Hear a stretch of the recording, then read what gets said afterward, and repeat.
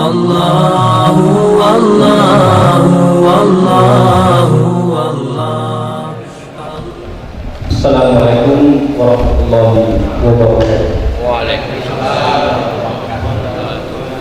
Innal hamdalillah nahmaduhu wa nasta'inuhu wa nastaghfiruh wa na'udzu billahi min shururi anfusina wa min sayyiati a'malina. Man yahdihillahu fala mudilla lahu wa man yudlil fala hadiya lahu.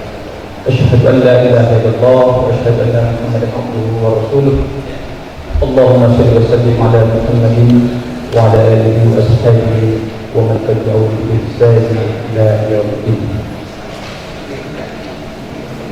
Bapak-bapak yang kami hormati, yang bermuliai, yang kami hormati, Tuan Majelis Ulama Indonesia Kota Dumai, bapak-bapak ketua komisi, saya langsung saja, karena dipersingkat waktu nanti kita berpanjang berbanyak level.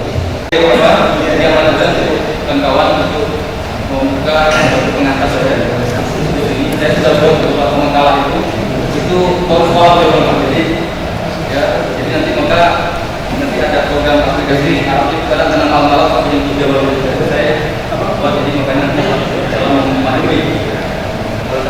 Nah, ini tema saya kebetulan yang untuk sebagai bulan ini kasih tema tentang membangkitkan ukhuwah Islam Kota Dumai. Jadi kalau melihat judul ini bapak lihat ya. Sepertinya sampai ada sedikit kerisauan, ya, seperti ada kerisauan kita bersama. Apakah ukhuwah Islamiyah itu baik secara nasional maupun dalam lokal ya, kita Kota Dumai ini, apakah itu sudah terwujud, apakah itu sudah terlaksana dengan baik, dengan baik, atau ada peningkatan atau penurunan? Nah, ini seperti itu soalnya. Maka oleh karena itu kita lihat tema ini memang selalu muncul di event-event yang strategis. Apakah itu di ormas, apakah itu di partai politik, apakah itu di dan lain-lain. Sehingga ini cukup menarik memang untuk selalu dikaji, refleksi ulang, dianalisa, dilihat perkembangannya dan sebagainya. Nah, pada kesempatan kali ini saya mencoba membuat makalah itu bisa dibaca, ini singkat saja. Saya ingin coba melihat ada dua aspek saja, dari segi dua aspek. Yang pertama dilihat dari aspek Islam itu sendiri, tentang ukhuwah Islamiyah. Dari segi teologinya atau dari segi normatif dalam masyarakat, atau dari dalam Islam itu sendiri. Yang kedua, dilihat dari segi realitanya. Realitanya bagaimana langkah-langkah kita untuk mewujudkan ukhuwah Islam ini. Nanti kita lihat. Yang pertama, secara normatif kalau kita lihat, ada ayat yang sering selalu dibacakan, selalu dibahas ketika kita bicara tentang ukhuwah ini. Nah, salah satunya adalah surat Al-Hujurat ayat 10, 11, dan 12. Innamal mu'minuna ikhwah. Ini kan selesai.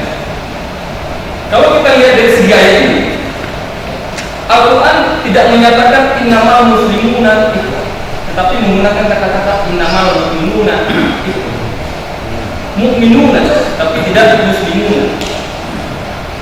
Sama halnya ketika kita lihat pertanyaan sama kita ajukan kepada Umar bin Khattab.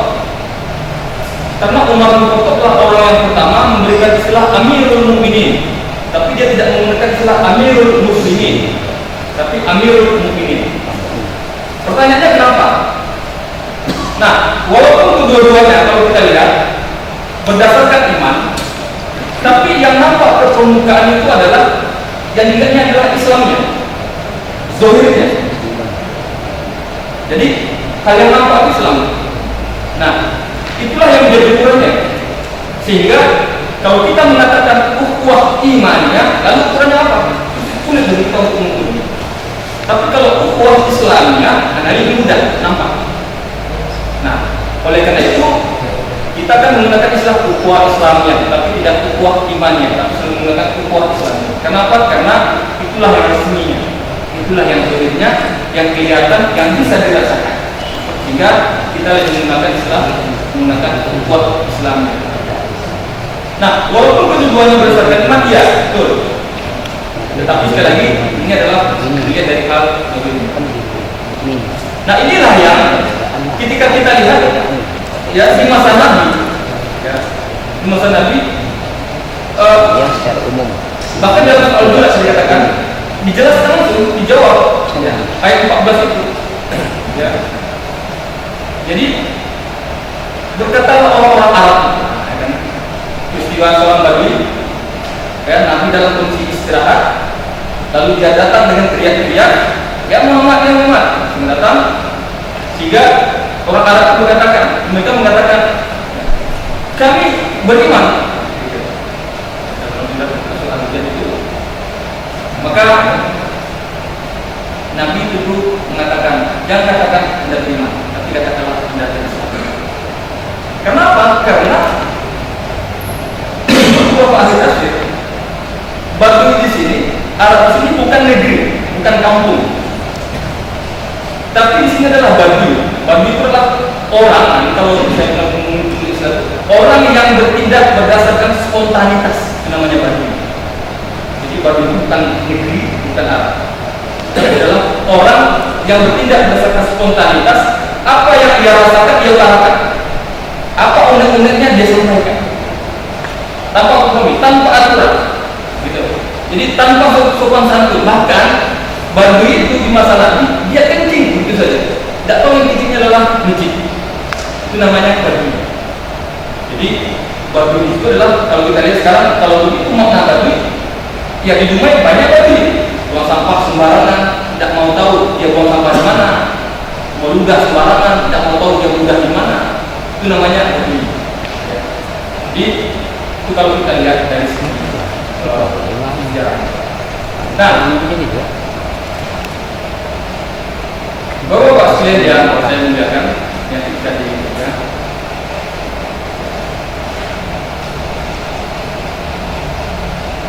Nah, kalau kita lihat untuk kata akun itu dalam bahasa Arab digunakan untuk orang yang berasal dari satu rahim, saudara sendiri. Ya.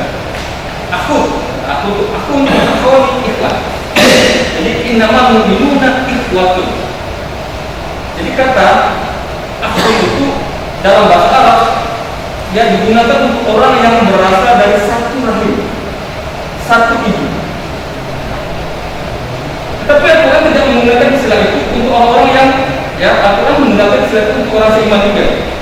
Nah, jadi kalau kita lihat, kalau ada orang yang ya satu ibu tetapi kemudian saudaranya itu beda agama, maka yang seiman pun lebih utama dibanding saudaranya yang tidak seiman. Jadi akun di situ itu adalah yang satu lagi. Jadi bisa bahwa orang yang seakidah itu dikatakan tadi, jadi iman itu untuk orang yang seakidah yang seiman. Bahkan saudara kamu itu bisa terapkan, bisa kalau berbeda keyakinan. Jadi makanya kalau ada saudara yang beda agama, satu ibu, tapi dia beda keyakinan, maka lebih utama kita menemukan saudara kita yang seakidah dibanding bisa dalam hal tertentu. Maka sama Al-Farisi, kalau ditanya siapa namanya, hingga orang menjawab, orang nggak tahu nama sama Al-Farisi, maka orang katakan sebut sajalah sama Al-Farisi, sama dari Al-Faris, dari Farisi. Jadi ketika sama ditanya itu, sama siapa bapakmu, siapa ayahmu, ya, dia mengatakan ya abi Islam, ayahku Islam, laisali abi siwal Islam, ayahku Islam, aku Islam, ayahku Islam, aku tak punya ayah selain Islam. Ini sama. Jadi begitu semangatnya tentang Islam, kita kalau ditanya siapa ayahnya Islam. Jadi kita lihat semangatnya gitu. Jadi begitu salam apa di situ. Maka kalau kita lihat innamal mu'minuna ikhwah, maka sesungguhnya hanya orang-orang yang beriman yang bersaudara. Jadi kata-kata innama, ya, jadi kata-kata ukhuwah itu hanya berlaku untuk sesama muslim. Maka sampai di sini, kalau kita pahami, kita mulai berpikir, ya, apakah tepat kita menggunakan kata ukhuwah watoniyah, ukhuwah basyariyah, ya kan? Kalau hanya sekedar bahasa, istilah saja oke, nggak masalah. Ya, misalnya, ya, ukhuwah basyariyah, ya, ukhuwah sesama manusia. Kemudian ada saudara sebangsa, ukhuwah watoniyah. Kalau saudara sejawa, ukhuwah jawiyah. Saudara se-Sumatera, ukhuwah Sumatria, gitu kan, bisa saja. Jadi silakan aja, nggak apa-apa. Tetapi kalau kita bicara teologis, bicara sesungguhnya, secara teologisnya, bahwa ukhuwah Islam itu hanya untuk saudara sesama muslim saja. Ya. Sedangkan istilah yang lebih luas dari itu banyak ada, misalnya seperti muamalah, itu bisa digunakan untuk istilah yang umum. Jadi makanya perlu dikaji juga, ya. Kalau kita sering dengar ada istilah ukhuwah watoniyah, karena istilah ukhuwah itu sebenarnya adalah kaitannya dengan masalah keimanan. Nah, jadi banyak hadis-hadis yang bercerita tentang ukhuwah sebenarnya itu, ya, sebagaimana Nabi menjelaskan, ya, seorang muslim itu sebagai saudara antara satu sama lain, perumpamaan seperti tubuh yang itu diumpamakan. Apabila satunya sakit, maka yang lain itu merasakan kesakitan itu. Bahkan tidak bisa tidur kalau tubuh kita ini sakit, kita tidak bisa tidur malah. Jadi satu batang tubuh. Kalau misalnya saudara kita di Palestina masa sakit, kita ikut merasakan sakit, dan itulah. Kalau saudara kita di mana di Suriah merasa ini, kita juga merasa, itu namanya. Bapak sekalian yang saya muliakan, ya.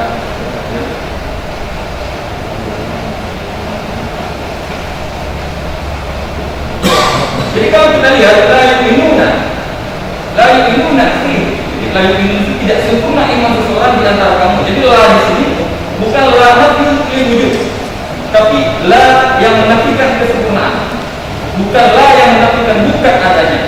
Jadi tidak sempurna iman seseorang di antara kamu sampai mencintai saudaranya.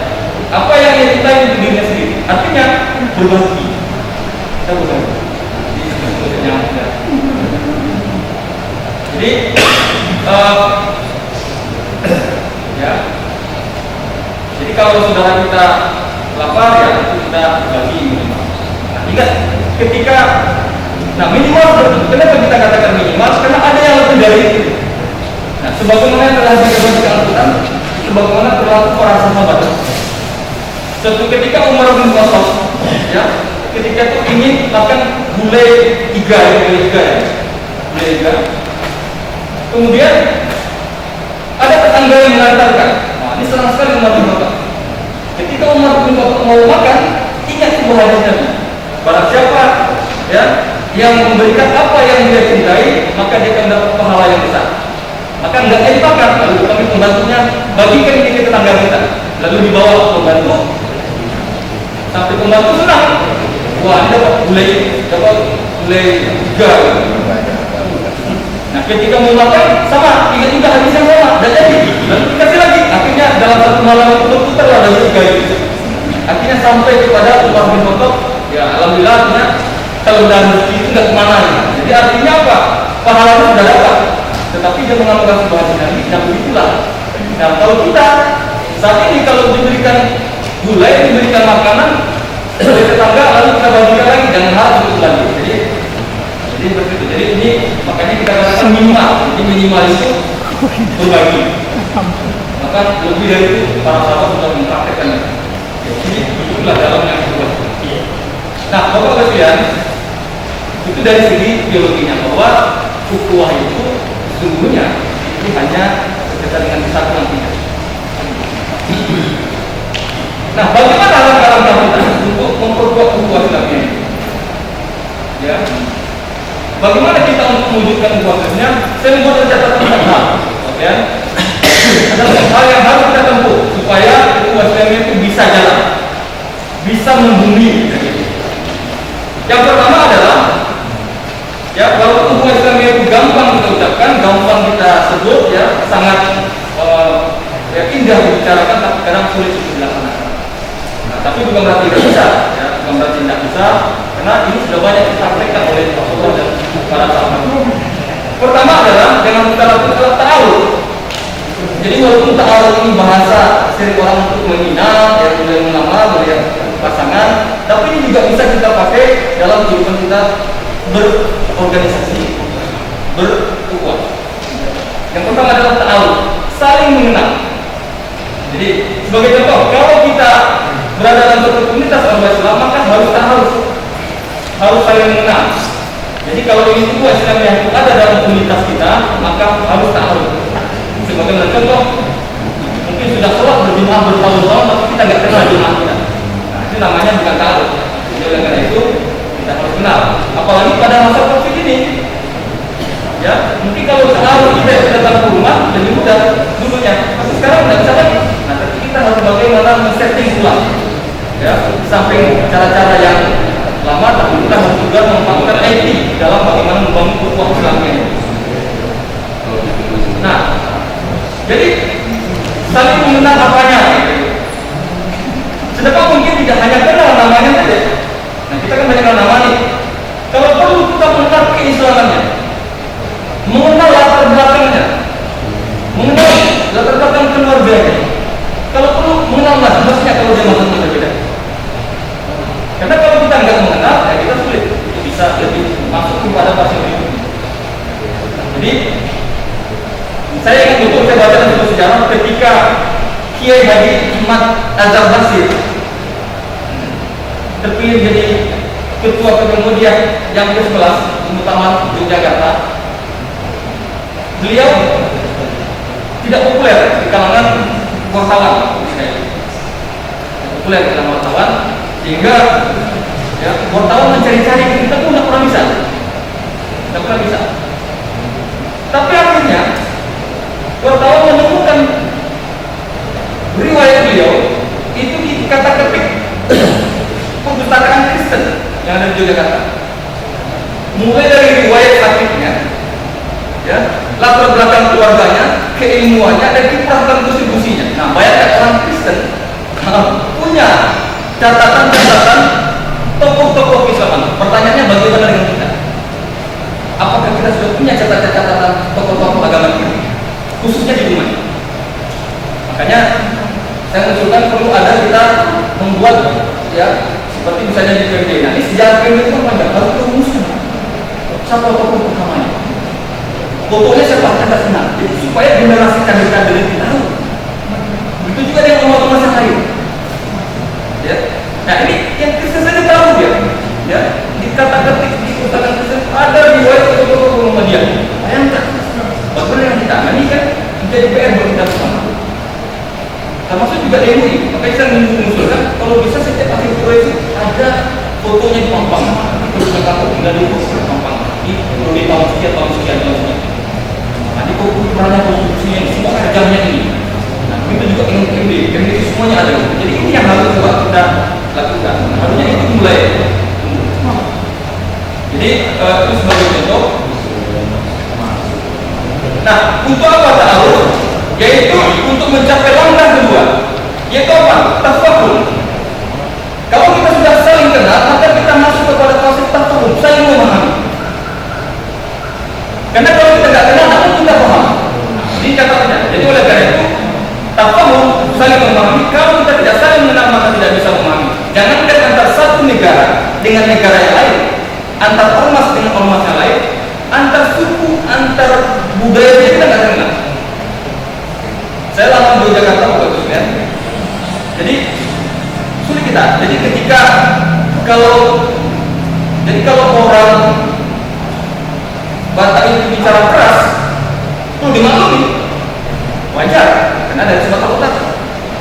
Kalau orang Surabaya yang ngomongnya belak-belakan, terus terang, yang mau dimaklumi, karena bukan orang Jogja. Orang Jogja itu lebih lembut. Jadi, ya. Jadi buaya saja. Nah, kalau kita lihat kan kalau orang Medan itu kan sudah kita bilang kalau ngomong, wah ini ada kecelakaan. Tapi yang tidak lembut Pak. Ya, tidak lembut. Ya, tidak lembut. Jadi ada kecelakaan. Gimana? Ada mati nggak? Enggak, bukan saja. Tapi ngomongnya semangat. Tapi kalau orang Jawa kita mana? Tetapi berapa yang mati 100 orang. Jadi jangan begitu. Nah ini kan. Jadi kita itu harus paham. Kalau saya misalnya saya bilang kalau di Sumatera Barat itu, mungkin dari Sumatera Barat, kalau hormat itu kalau menyapa kepalanya kan tapi kalau di Jawa mundur balik. Sama-sama menghormati, tetapi yang satu mengangkat kepala, yang satu mundur. Ini saja sudah berbeda.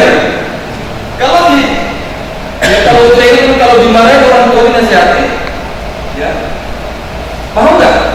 Dia sini suruh nyata, dia suruh nyata, paham nggak? Paham Pak? Ngerti. Tapi kalau di Jogja, di Jawa, kalau kita dimarahin orang tua, tidak boleh nyata, kamu melawan ya, harus mundur. Nah, beda. Jadi itu saja sudah berbeda-beda. Kalau kita nggak saling paham, kita nggak akan mungkin bisa mengenal dan mengikat. Jadi itu bagian. Jadi adalah tahap yang kedua adalah ya ta'awuf, kemudian tafahum, kemudian kita harus sampai pada fase berikutnya adalah ya ta'awuf, saling menolong. Jadi saling menolong. Nah, jadi ini kita lihat ya dari di MUI sendiri ya, ini sudah ada perubahan struktur tadi saya sampaikan. Dulunya adalah dewan penasihat, kemudian menjadi dewan pertimbangan. Artinya seluruh ormas itu menjadi anggota dewan pertimbangan. Kenapa? Supaya ada forum sering ketemu sehingga mudah untuk berkoordinasi. Nah, sehingga dalam muktamar itu ditemukanlah setelah dirumuskan suatu namanya etika dakwah Islamiyah ormas.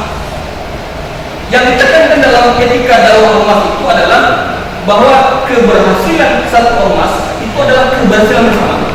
Tidak boleh diklaim satu ormas saja. Jadi kalau keberhasilan satu ormas itu adalah keberhasilan kita semua.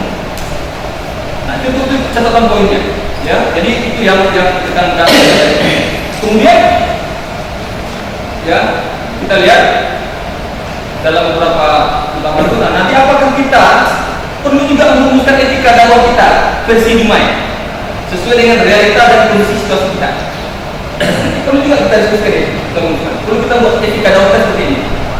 Nah, walaupun nanti sudah ada standar dan kode pemerintahan atau yang bisa. Dan yang terakhir, nah setelah kita masuk pada fase ta'awun, kemudian kita masuk fase tafahum, kemudian ta'awun, kemudian yang terakhir adalah takaful. Kita memberikan jaminan. Makanya kalau asuransi kan memberikan jaminan. Artinya saya tidak akan kelaparan anak saya karena tetangga saya masih orang kaya. Nah, artinya apa? Mereka merasa terjamin dengan adanya itu namanya takaful. Jadi kita saling memberikan. Jadi kalau ada satu ormas kita merasa tertindas, maka kita harus melindungi selama itu tidak menyimpang dari ajaran. Ya, artinya perlu kita lindungi dan kita bersama. Itu namanya kita saling memberikan jaminan. Nah, ini ketika ada beberapa isu ada anak yatim yang tinggal mati oleh orang tuanya, tiba-tiba langsung WA beberapa ormas sibuk minta bantuan, kita langsung spontan perdana. Nah, itu namanya takaful. Jadi memberikan jaminan jangan sampai ada ya ketegangan. Nah, ini harus bisa dipertahankan. Pertanyaan, bisa nggak ini dipertahankan? Nah, kayak gitu kan. Jadi inilah yang kita harapkan.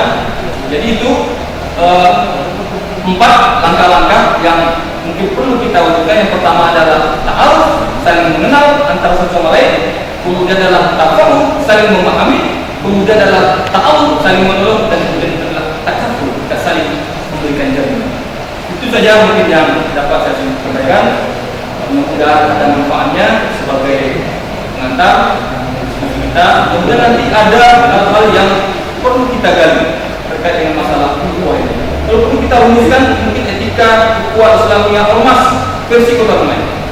Nah, yang kedua juga kita nanti memberikan terkait dengan masalah materi Pak Robi. Nanti bagaimana sikap kita terhadap politik ini sekarang memberikan ini.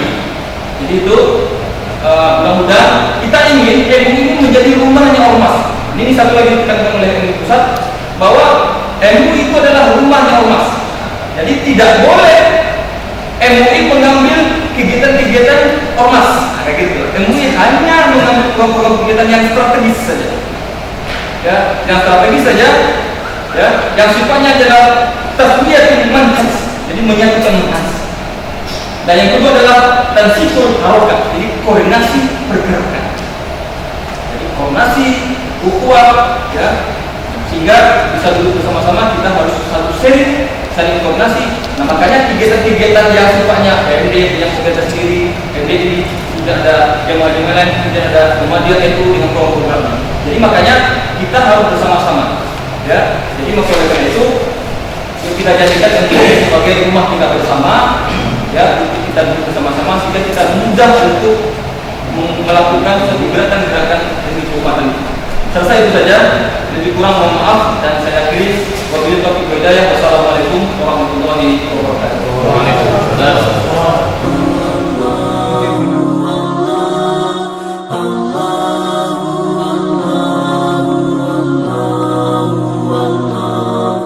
Allahu Allahu Allahu Allah, Allahu Allahu Allahu Allah, Allahu